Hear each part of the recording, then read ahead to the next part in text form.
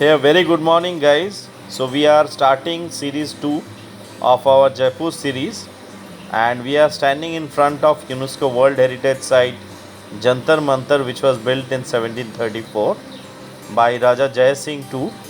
And from here, I leave it on our guide to take it forward. Jantar Mantar, Jantar means होता है instrument और Mantar means calculation, ठीक है।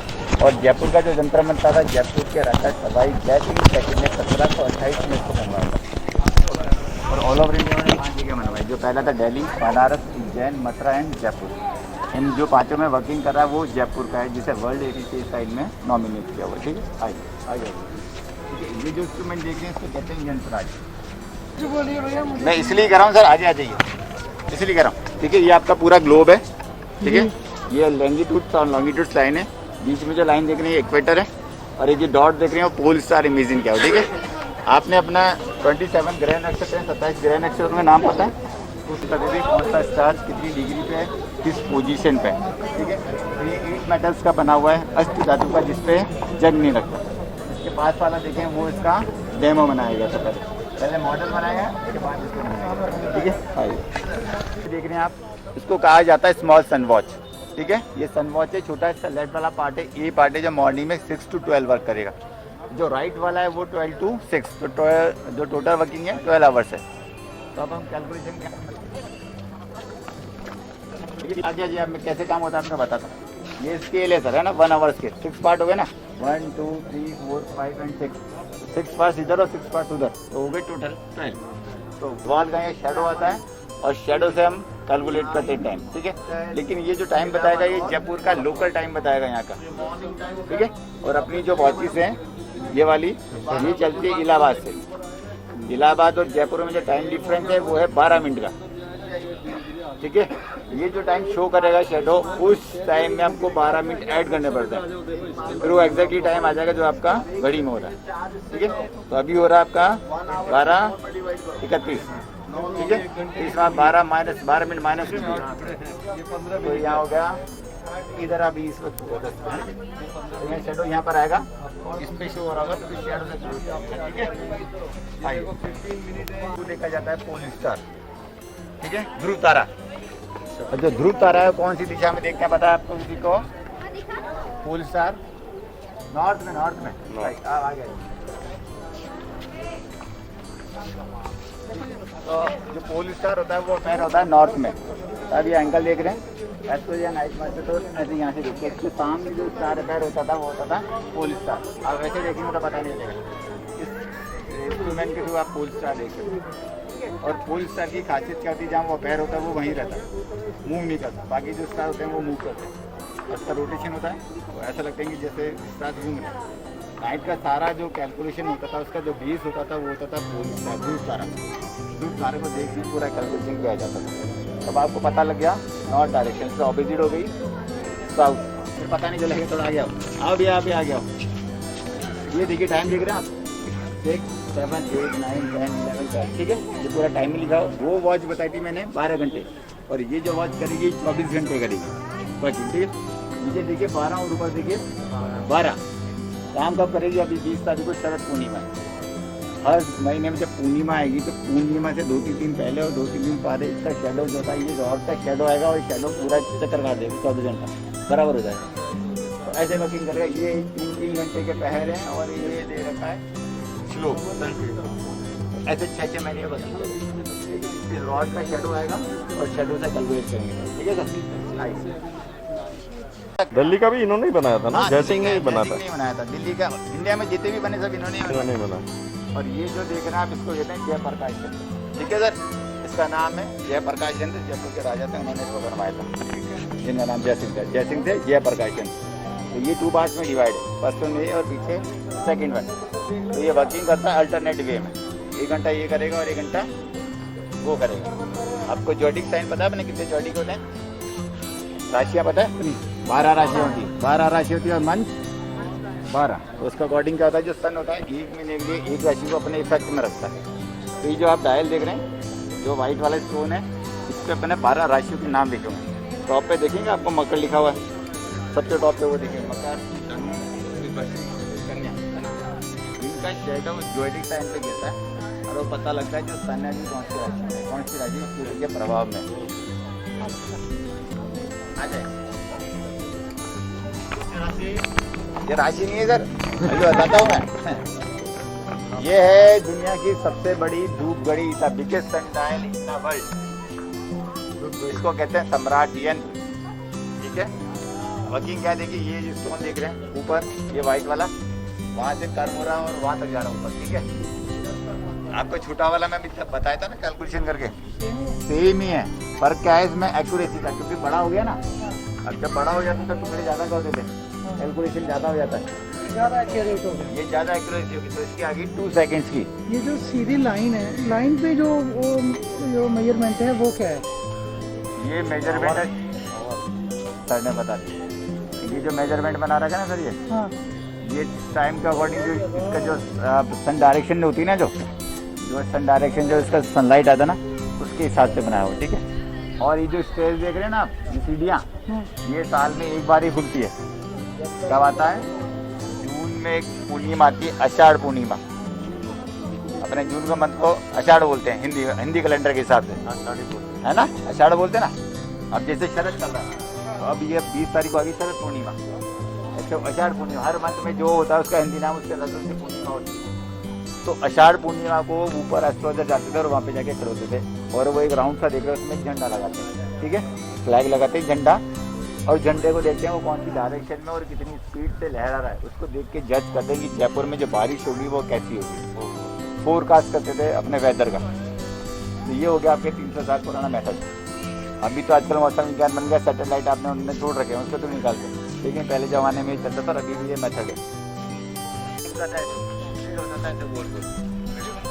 अभी नहीं घूमता, पहले घूमता था। ये क्लॉकवाइज घूमता है एंटी। जुगाड़ अभी सब बताऊंगा, बैठे बात जुगाड़ की। इसको बंद बंद जो कराया गया ना, जुगाड़ की वजह है लगाने की। क्या वजह अभी बताता हूँ, पहले इसके बारे में बता दूँ। तो इस चक्कर अंतर उसे अकाउंट करते हैं डिक्लाइन एंगल ऑफ द सन, ठीक है। ये आपका इक्वेटर हो गया, ये नॉर्थ और ये साउथ, ये पूरी डिग्री दे रखी है। इसमें ऐसा रोटेट रॉड डलती थी बड़ी, और रॉड का शेडो जिस भी डिग्री पे आता था ना, उससे कैलकुलेट करते थे कि अभी जो सन का डिक्लाइन एंगल क्या हुआ है, ठीक है। अब आप बोल रहे हो ना जुगाड़ लगाने का रीजन क्या है? जैसे इतना सारा क्राउड होता है ना, अगर बैठ के वही बोल रहे कि स्विंग कर लिया, इसलिए इसका जुगाड़ लगा के काम पक्का कर दिया। ना हिलेगा ना टूटेगा।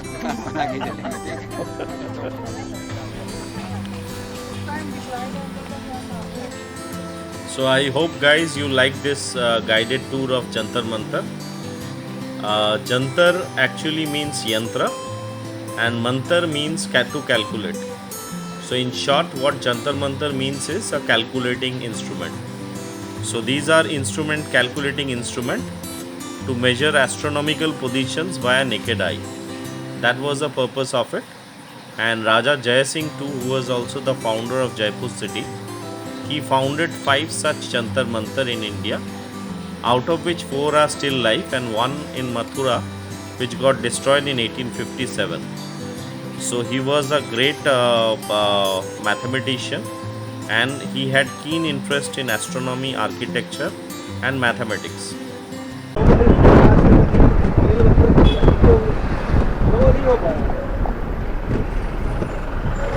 और इसके अलावा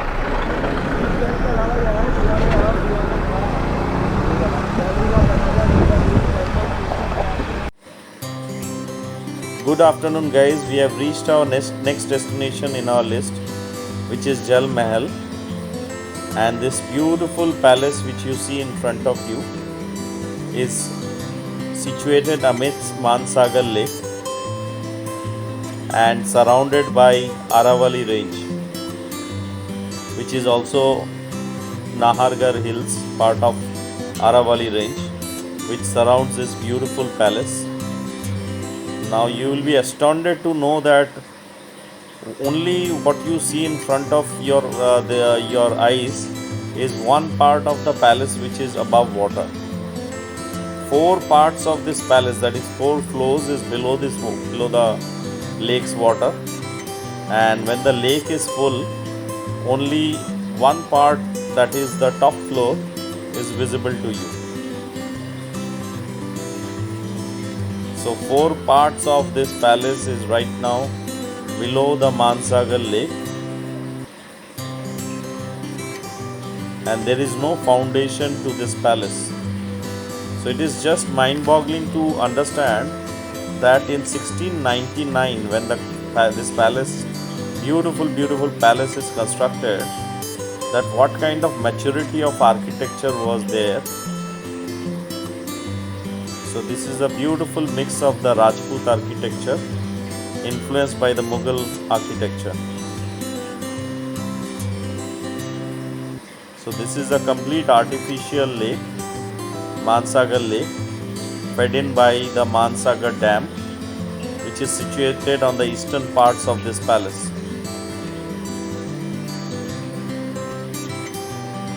But the sad part of it is that no tourist is allowed in this palace. So even I wanted to visit, but then that's the hard part of it. Max you can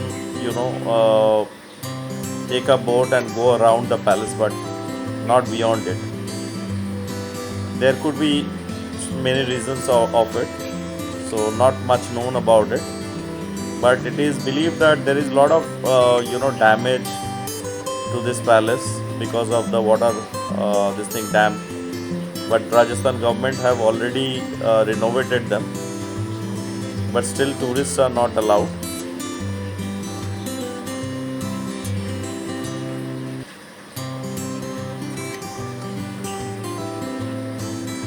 It's just mind-boggling and beautiful how lovely this palace is. So when Rajasthan is burning, Jaipur is burning in the summer months, this palace, the temperature is moderate because of the levels of flows below the water, and the royal family used to come and enjoy the summer months here. That is why primarily this palace was built, and it was also a hunting pad. So it's just so beautiful.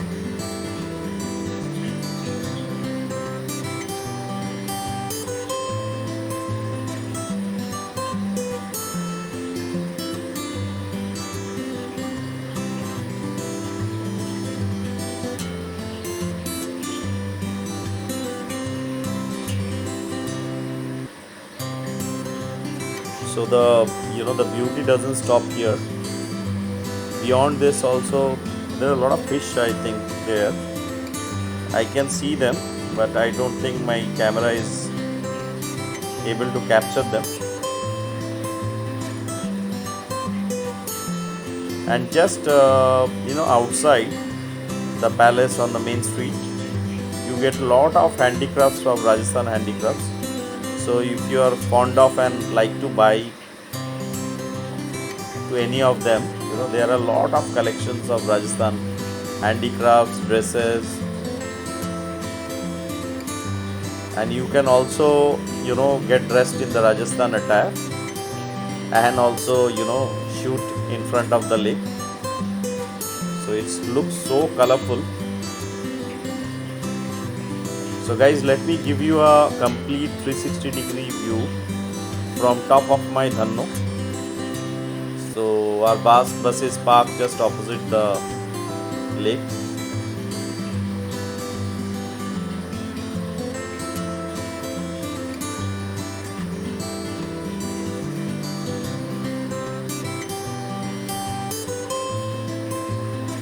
So we have started our journey towards Amer Fort.